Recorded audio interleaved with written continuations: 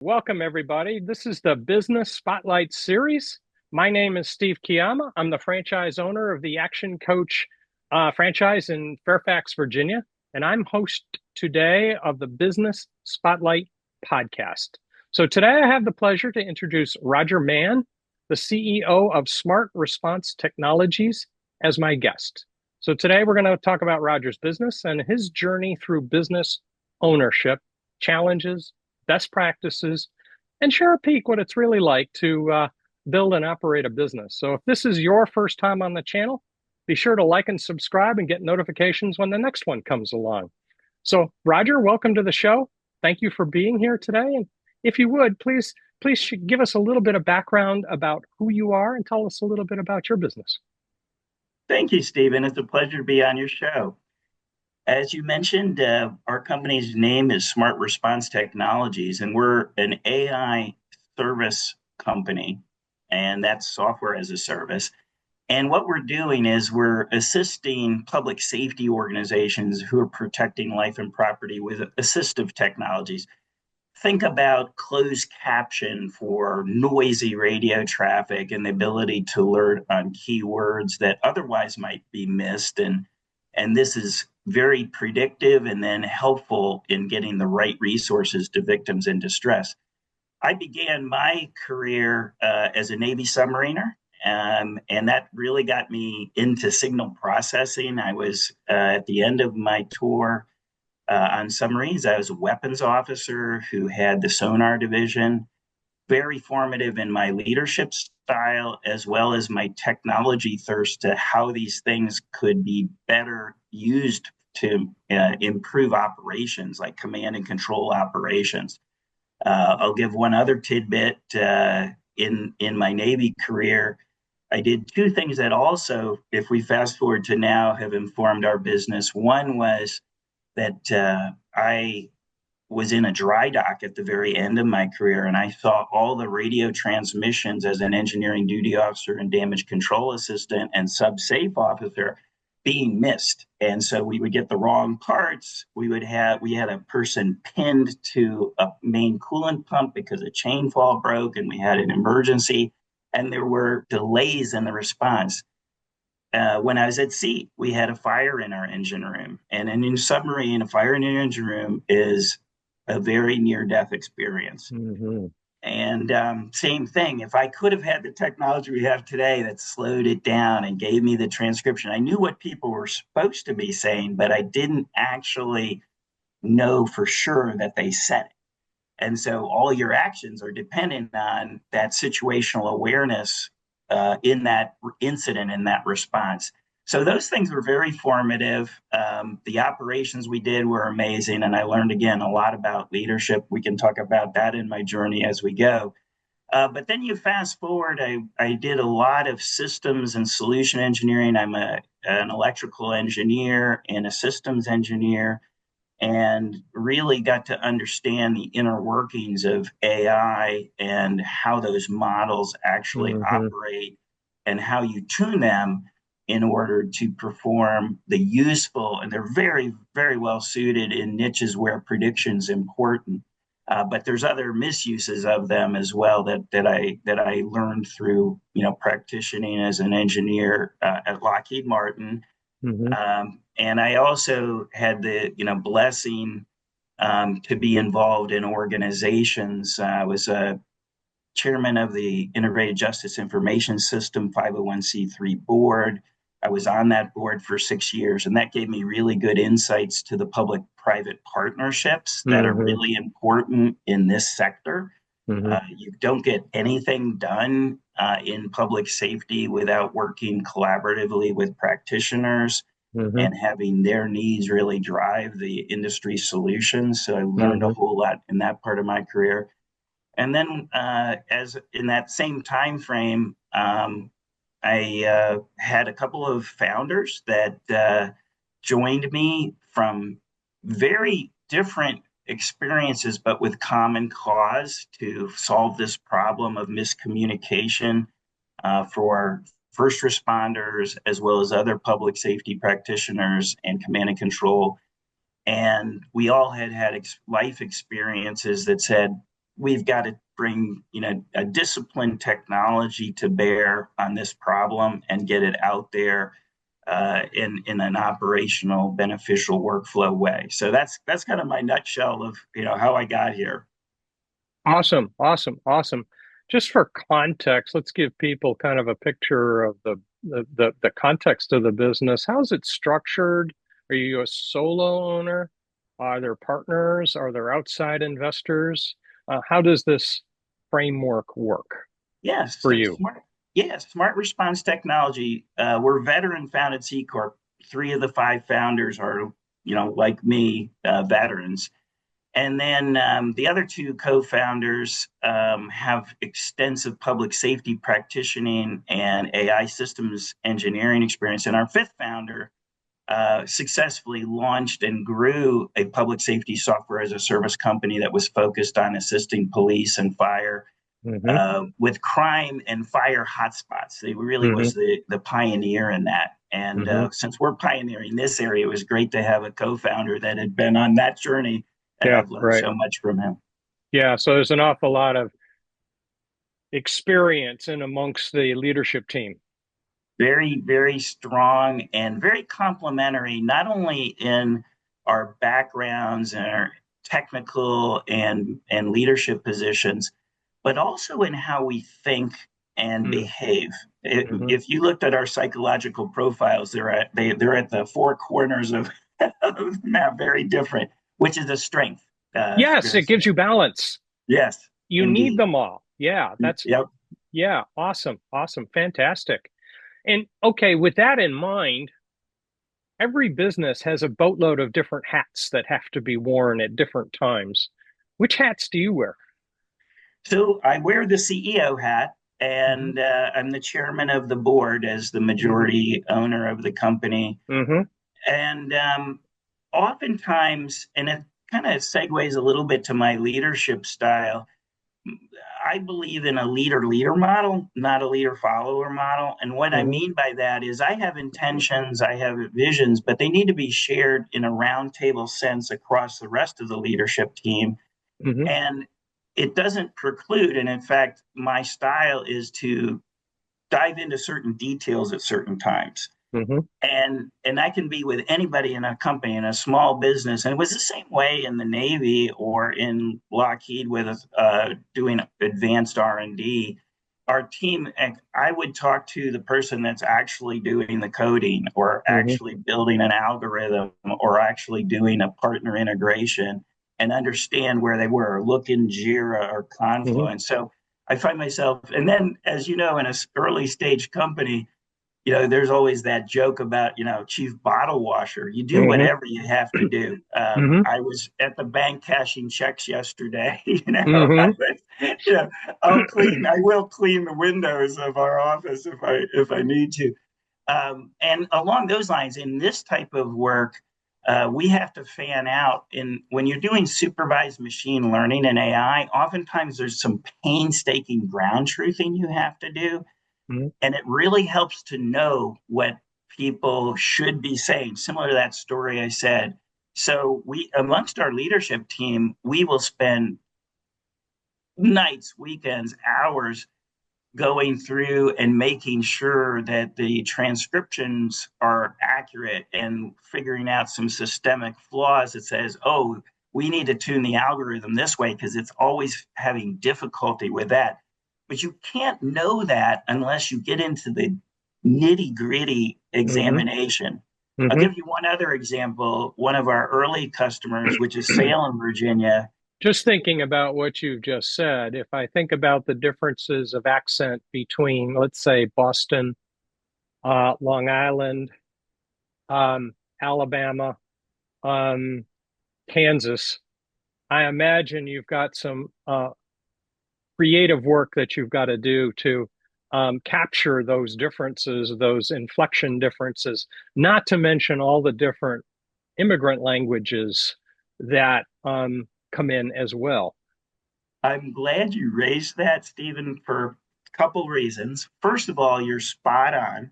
And in AI, when your technology is there to phonetically pick up what words Mm-hmm. and put the context together and get an accurate. Those dialects, so on top of noisy radios, dialects are a challenge. And Mm-hmm. one of our thesis was we needed to prove to our customer partners and clients that we could handle those different dialects. So Yeah. by design, we deliberately sought out and found like-minded collaborative customers in all corners of our country that speak very different dialects because we needed to prove that we could do that. Mm-hmm. And just like you said, we have customers in rural parts of not just Virginia, but Tennessee and Kentucky and elsewhere. And it isn't, they are extremely capable. It's we just need to tune to their dialect. Yeah. And Yeah. and like you said, then you go into some urban settings in say a Boston. You go into and we even have one of our customers when we first signed them up, they're saying, "Hey, good luck. Our 1/3 of our field patrol, and they're a consolidated center, so they're handling many cities and jurisdictions out of one center." And they said, "We have 1/3 of our field patrol officers where English is a second language." And we say, "Good luck with that." Well, we got to over 90% accurate in just a handful of months with them, and they said, "Wow, your learning loop really works." But like a lot of things, you get out what you put into it, and we needed their help, which because we have a supervised learning loop, if they saw something that was wrong, they could flag it. And when it wasn't in the heat of the moment, they would go correct it.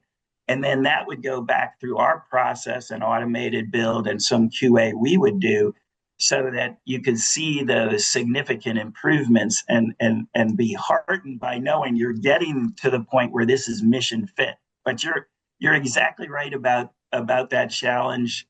You can kind of tell we love that challenge. Yeah. It's so exciting. It's so exciting when I can see our engine can do better than I can. And I didn't mention this, but I've lived in 10 different states in the United States, in all the regions of the United States.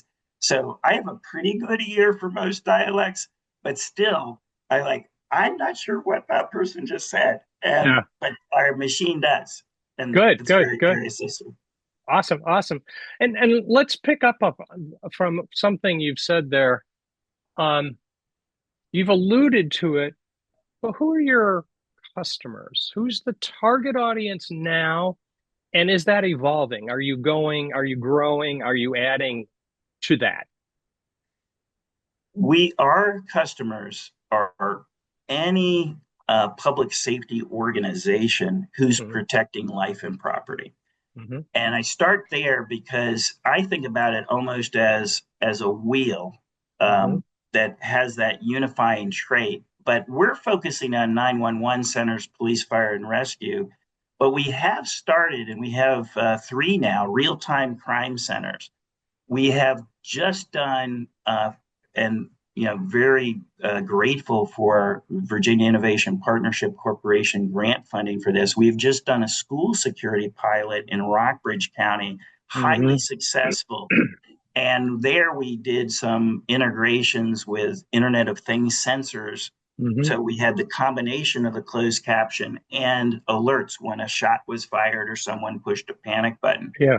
But we see those schools. I was just speaking yesterday out of that with some firms that are very interested in protecting other public safety facilities. I don't know if you remember this, but sadly, in Virginia Beach, there was a public safety building where they had an active shooters building to there. And this person had personal experience in that facility and works there in Virginia Beach.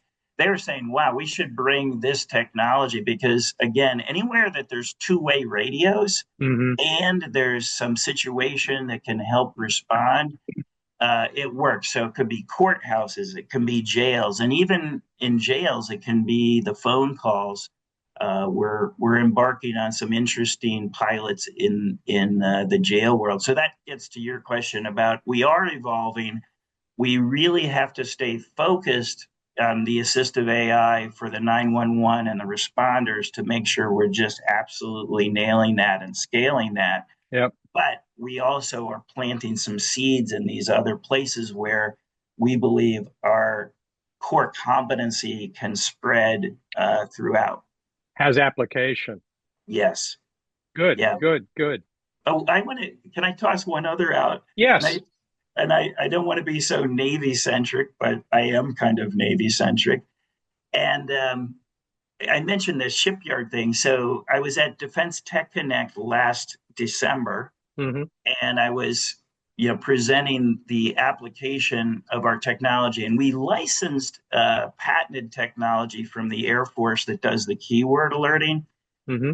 And I had a hypothesis that from my experience in the Navy, not just on the engine room fire, but in the shipyard.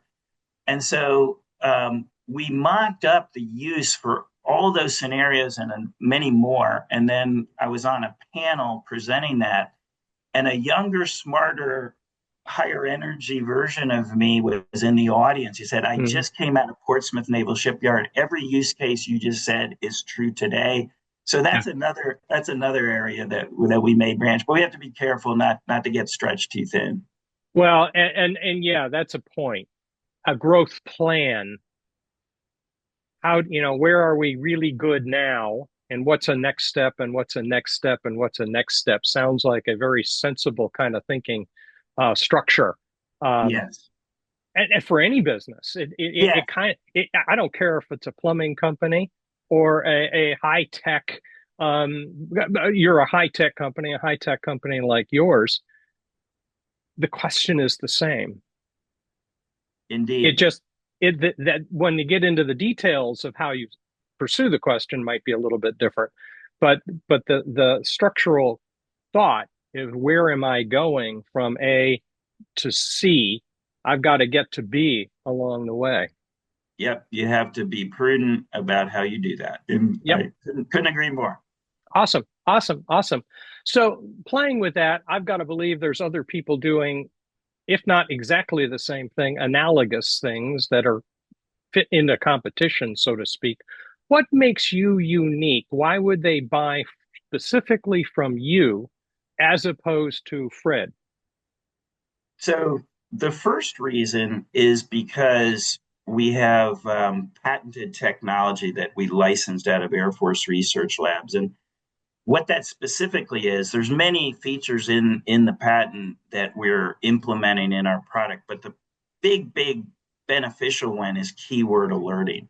Mm-hmm. So transcribing something is obviously not patented, but when you're alerting in real time on it, it is. And Mm-hmm. then there's some Mm-hmm. other features around stress and the combination of text, chat, and Mm-hmm. radio. Those are all in the patent too. And the Air Force invented it 10 years ago. So people are like, well, why can't just because you thought of it now didn't mean someone didn't invent it, Right. test it, prove it Right. in Air Operations Center. And when our myself, I was the first to come across this of our founding team and brought others in and said, take a look at this. And we all like, oh my goodness.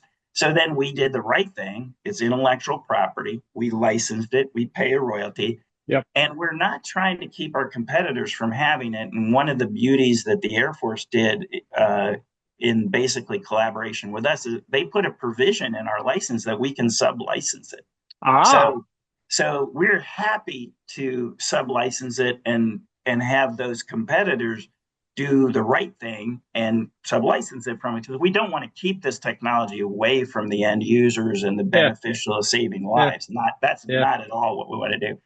The other thing that's I think sets us apart, and I touched on it, our competitors are using third-party AI, Mm-hmm. and why that's an advantage for us is because we've built our own engine. We can pass the savings of running our engine. When you buy a third party AI, you have to pay a commodity price to run that AI. And that's 3 to 5 times more than we have at retail. So Uh-huh. we can pass those savings along. And then probably the third one, and a really important one, is an what I'll call an open solution, open architecture. And we proved that out because we have formed a partnership with two other core companies in public safety. One's called Convey 911 out of Baltimore, and one's Exacom out of Nashua. So we could have an end-to-end solution. Well, you can't do an end-to-end solution if you have a proprietary architecture. So we've Hmm. done an end-to-end solution that handles the calls, language translation, the ability to share smartphone video on through the dispatch radio transcriptions, and all that's plugged into an appliance that gives us phone and radio packets.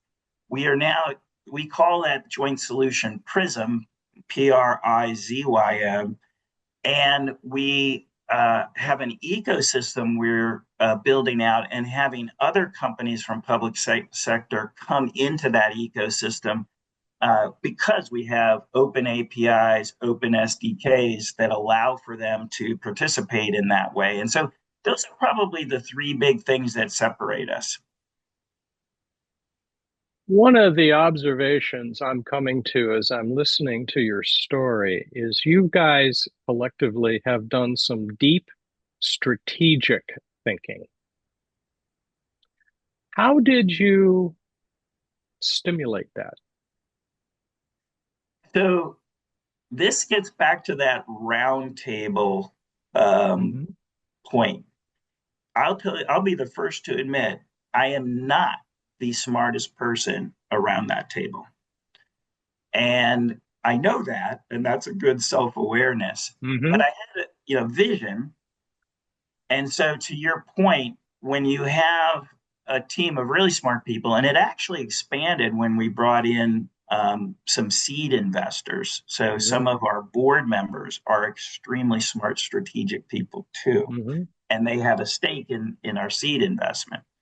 But we took that roundtable and we said, if we're going to have this assistive AI serving public safety organizations all over America and beyond in the distant future, what strategies do we have to employ that are capital efficient? Because you have to get the most mileage out of your money. We're kind of a hard hat wearing company that isn't endowed with money raining down on us. And how do you do it capital efficient and strategically sound? And so early on, we said we have to have partners. We have to have partners, and so that became a deep. So how do you make sure, almost like you would in a joint venture, Hmm. that everybody wins in that partnership? What Good, good. strategies? It's not we have to benefit in ways that are aligned and everybody succeeds. And so that's you're exactly right to put your finger on. We did a lot of deep thinking around what strategies. And then as we were formulating there, we were playing catch ball with companies like Convey 911 and Axicom. And then we started to have an affinity for one another because we really shared an aligned vision and recognized we could build a construct, and we formalized it because that's Good. always important in business. It's not like a handshake, like let's Right, write this down and put that right, strategy right, in right. action. And then we recognize, and so does Convey and Exacom, that we each have latitudes to go to other places other than this sphere we're going to with Prism, kind of a step and repeat channel partnership model for Hmm. each of us, or we may go together in other places. But we have that flexibility, but at the same time, the solidarity and commitment's really about resourcing. So it's like when we put a lot of resources together to make to make that partnership work. But it all stemmed from, like you suggested, some really deep strategic thinking that came from each of my co-founders and some of our external board members. So you have discovered that being Superman is probably not the right role. No, exactly right. First of all, life's too short for that. Uh-huh. And secondly, um, it's a losing proposition. Yeah, it is. It's just is. You might think you can do it, and then the reality is there's way more strength when you're taking really serious contributions and performance from other people that you align. Good. Awesome. Awesome. Let's change direction a little bit. Why did you choose to go into business for yourself and personally? Yeah, there were three factors that really contributed to this. One, and it's interesting, I went through, if I don't know if you're familiar with Stephen Covey Uh-huh. Very training. much. Yeah. Stephen Covey when I was at Lockheed, and you write some personal mission statements. And I looked back at this recently because that was a number of years ago. And one of the things I said is, I'm going to bring some people together and we're going to create something that's never been created, and we're Mm-hmm. going to spread it so that it's societally beneficial. Mm-hmm. And that's always been there. Mm-hmm. I I learned and enjoyed so much of my time at Lockheed Martin, and I always gravitated to being the what you might refer to as the entrepreneur. Like, Mm-hmm. oh, Roger's cooking something else, up over Mm-hmm. here. I Mm-hmm. think he's a little crazy, that sort of thing. Mm-hmm. But I loved it, and I was very supportive. I thought very differently than a lot of people in that regard. But so I always had that itch, that itch, even though I was in a big corporation and we were doing amazing things as a big corporation. Mm-hmm. But I always yearned for, I'd really like to be on my own. And frankly, I did a financial calculation too. Mm-hmm. So I got to pension qualified service with Lockheed. So now I could know that I could protect my family Mm-hmm. and do this. So I Mm-hmm. admit I'm not as great a risk taker as some of the younger people that just go in the deep end from the beginning. Mm-hmm. But so once I was, you can call that freedom day in a way, when I was Mm-hmm. financially free to Mm-hmm. do whatever. Mm-hmm. And my wife's always been very supportive of that. And so a lot of people will use the phrase encore career. I look at it as funny. A good friend of mine, John Clark, he ran the U.S. Marshal Service, and then he was a director of security at Lockheed, and we did some traveling together. And I had lunch with him the other day, and John, after he Marshal Service, after Lockheed, he ran the National Center for Missing and Exploited Children for 7 years, and now he's running a cooperative farm outside of Culpeper, where his produce actually goes to people that can't afford it. Mm-hmm. And the theme of our lunch was, you actually never retire. Right. At least that's how I'm wired. Yeah. Yeah. And he says, that's a myth. And he goes, Roger, I always have one hand on the wheel. Mm-hmm. Yeah. Yeah. Re John. retirement is a has some finality to it Yes, yes. when you So still that got really gets to my ability to core. to contribute. Yes. Yeah, and that's just what makes me tick. And I Mm-hmm. couldn't tell, like, yes, there's been days where I'm like exhausted, and you might have been beaten up by something, and but at my heart, there's never ever been a single doubt that this is what I love doing. Like, this is what Awesome. I love doing. Awesome. Awesome. One of the observations I'm making as we go along here, so many businesses get themselves into a cycle of get the next transaction, get the next transaction, get the next transaction, get the next transaction. You guys have thought beyond that. You've broadened your networks. You've broadened your viewpoints to so many other things. That's fantastic. Um, so thinking from that paradigm, what's the future look like in the next, let's say, 5 or 10 years? I like that model, and a great observation on your part. And it's true with all of our founders, my co-founders. We recognized that, and it gets back to some of the strategic thinking, that to be a successful business, relationships and networks are vital. Mm-hmm. And we also recognized, and this is a simple business truth, that you have to be value beneficial, oftentimes, curing a pain point.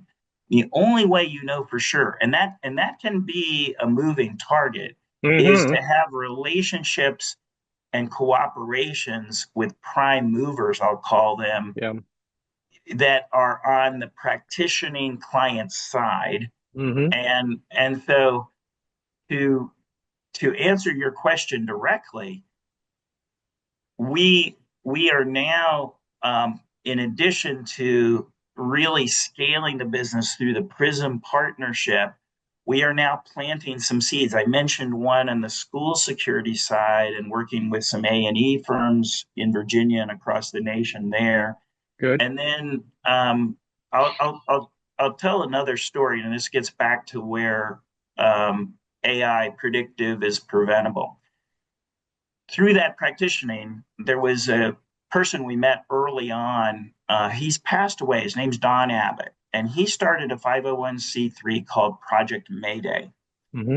And what Don did and his team painstakingly studied 5,000 radio Mayday incidents from all over the nation. And he discovered that in 87% of those 5,000 radio Maydays, there were one or more phrases said 87% of the time. And it's beautiful because that was so informative. Well, now you can take that same idea that Don Abbott had, and then we employed in our technology for the 911 centers, and you can take that to jails.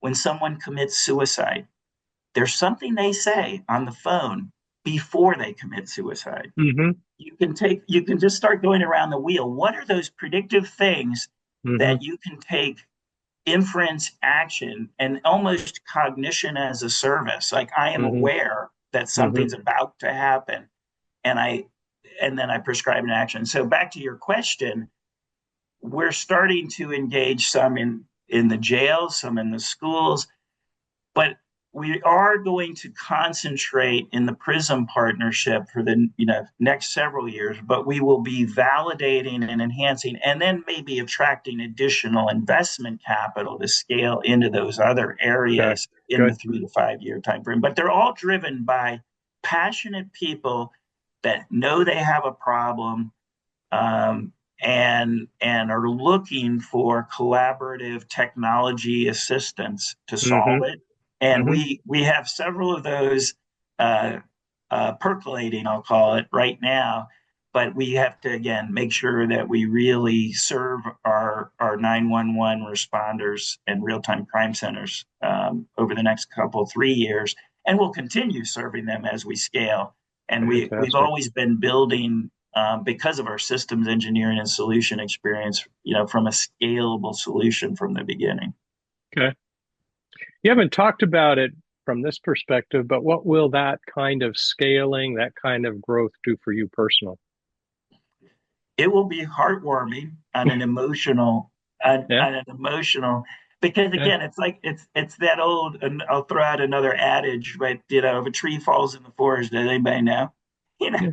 Yeah. so you really want to give back to my Covey statement. I want something societally beneficial Hmm. that's spreading. And when I see that this technology is just commonplace, I will be felt like, again, using some Coveyism, I felt like I've really left a legacy Like you've along made a with my dent on the world. yeah, and I think that's, not speaking for them, but we've done a lot of mind melding exercises with the co-founders, and one of the things I went through an accelerator, and one of the things they taught us is the first exercise you need to do with your co-founders, and it's the question you asked me: why are you doing this? Hmm. And we're pretty much in alignment on that, like, Good. make the Good. world a Good. better place. And Yeah. we have some rank order differences in certain things, but at the core of it, that's what it's all about. They smooth out over time. Yes. Yeah, just because you do A first and B second doesn't mean you have to do C third. You could do D Correct. third and come back to C Yes, later. absolutely correct. And that way you get everybody on board, knowing that what was important to them will We'll get there. transpire. Yeah. Yeah, yeah, yeah, yeah. Awesome, awesome. If you had to start your business over again today, What would you do differently? Oh, knowing now, um, if I wind back the clock, say 4 years, um, I would seek some earlier capital, some Hmm. outside capital, Hmm. because our flywheel, from a unit economic standpoint, is Hmm. really solid. Hmm. And that tells any investor that they'll get a return on their investment. And Hmm. so it's really hard to divine the cautionary consideration in that is you don't want, or at least again, back to the hard hat wearing thing, you don't want to give control over to somebody else in their investment. So you have to make sure that you um, align it in such a way. But I would get Yeah. more fuel and probably the second, and it kind of relates, and it's something we're doing right now. But I would, in concert with my co-founders, have a quicker uh, software as a service tempo. We're doing that and actually evolving into that right now because we were doing builds on the order of 4 to 6 weeks, Hmm. and now we're doing them every 2 weeks. Hmm. But I think if we had done that sooner, I think we would have gotten beneficial features and feedback from early adopters quicker and Hmm. gotten to where we are today probably a year sooner. You can only go through the learning curve so fast, though. That's true. It's still Yeah, the same curve. there's still a curve. And Yeah, yeah, yeah. And and so and I based, know and I know enough now to know I still have a lot to learn. And I yeah, know that sincerely. yeah, yeah. Welcome to the club. Awesome, awesome. All right. So before we wrap up, let's hit a few rapid fire questions here just for fun. You bet. What's the key to success for you? People. Hmm. It's absolutely, highly intelligent, high energy, and empathetic and balanced egos Hmm. type of people is the key to success. Awesome, awesome. Let's pretend this afternoon you met a new business owner or an inspiring, aspiring business owner. What's one piece of advice you would share with that person? Success is not an overnight thing. You Mm. seem like you'll see reports, oh, this came out of nowhere and is wildly Oh. successful. It's an it is an enormous personal Mm. commitment, a perseverance that takes years. Yes. And don't kid yourself. If you're a get rich quick person, don't even start. If it came out of nowhere, it probably had 10 or 15 or maybe even 20 years of homework being done before. Yeah, if you do the forensics, Yeah. yes, agreed. Yeah. All right. What is one book you're reading now or have read recently that has had a major impact on what you're doing? So he just read the mysterious death of Rudolph Diesel, Hmm. and I just finished reading it, and I won't spoil it, but what it impacted me on, I could really relate to Rudolph Diesel, who, for your audience, he invented the diesel engine, Mm, that and explains the name. yep, and thermodynamic. He self described himself as a thermodynamics engineer, first person to do that, Hmm. and he was, brilliant, but not just as an inventor, but as a business person. And the Hmm. first thing he had to do was protect his intellectual property, and he fought Hmm. mightily to do that. And that's the way capitalism and intellectual property come together, and they're They very do. important Yeah. to promote the progress in technology. And so, but then on the fun side, his mysterious death is centered around the intrigue of World War One is starting. Who Hmm. wanted the diesel technology? Did Hmm. Kaiser Wilhelm want him knocked off? Did John D. Rockefeller want him knocked off? Why did he die? He died when he's 50, and he died going across. Well, I won't spoil it anymore. But that I Okay. learned a lot Okay. about that, and I'm a nerd at heart, so I love the engineering part of the Yeah. thermodynamics. Yeah. Yeah. I do too, by the way, but that's a side issue. Okay. If you could wave a magic wand and significantly improve one area of your business today, what would it be? The number one area to improve would be in I'll say marketing/sales. Hmm. And it's because as a small business, to punch above your weight, so to speak, when your Hmm. competitors have like a lot of marketing money is Hmm. really challenging. So if I could Hmm. have a wand and say, everybody would know that we actually are at the best value capability, you just don't know about us. Okay. Fantastic. Fantastic. And going with that, there's a follow-up to that. How can people who want to know more about you find you? So Smart Response Technologies is our website is smartresponstetech.com, and that's how Hmm. you find us. And there's nice links from that into the Prism solution as well. Okay. Fantastic. Fantastic. All right. Last question. What's most inspiring to you today? The most inspiring thing is the next generation. We have a couple of interns with us this summer, and have there's a tendency, at least I have one, of saying, "Oh, next generation," and now it's really two generations, Hmm. for me. Hmm.